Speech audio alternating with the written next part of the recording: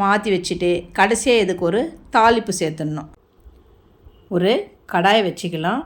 கடாயை வச்சுட்டு ஒரு 2 டீஸ்பூன் எண்ணெய் இருக்கிற மாதிரி சேர்த்துக்கலாம்.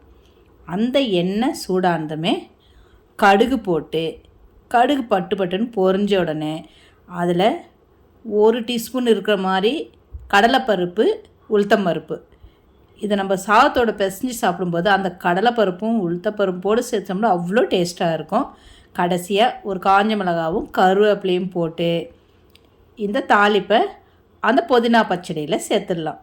அவ்வளோதாங்க, புதினா பச்சடி நம்மளுக்கு ரெடி ஆகிடுச்சி.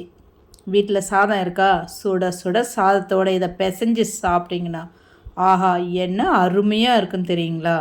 நீங்களும் ஒரு வாட்டி வீட்டில் இதை ட்ரை பண்ணி பாருங்கள். மறக்காமல் நம்ம சேனலையும் சப்ஸ்கிரைப் பண்ணிக்கோங்க. சமையல் பண்ணுங்கள், ரொம்ப ரொம்ப சந்தோஷமாக இருங்க. கஷ்டப்படாமல் இஷ்டப்பட்டு சமைச்ச சாதாரண சமையல் கூட சரித்திரம் படைக்கும். கரெக்டாக? இந்த வீடியோ உங்களுக்கு பிடிச்சிருந்தா உங்கள் ஃபேமிலி அண்ட் ஃப்ரெண்ட்ஸுக்கு ஷேர் பண்ணுங்கள்.